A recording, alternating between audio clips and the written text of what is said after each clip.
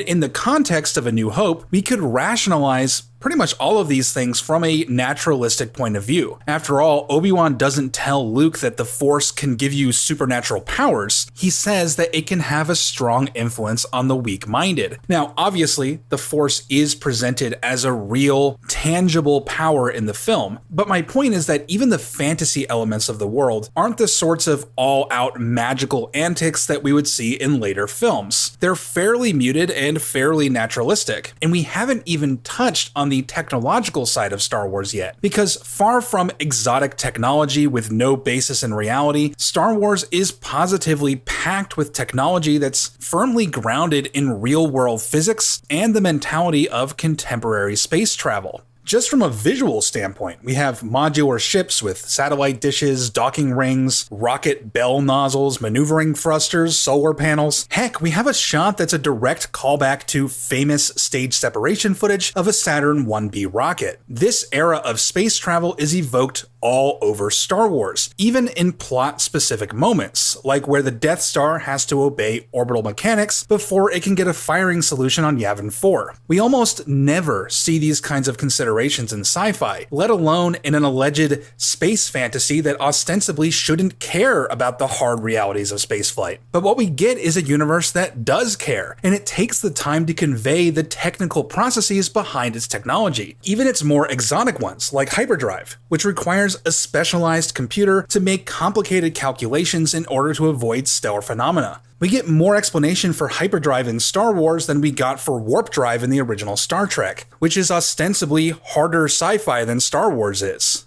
Consider also the Death Star's hangar bay, which employs a magnetic force field to contain its atmosphere and apparently must be cleared of personnel before the bay is depressurized to allow the Falcon to enter. Clear Bay 327.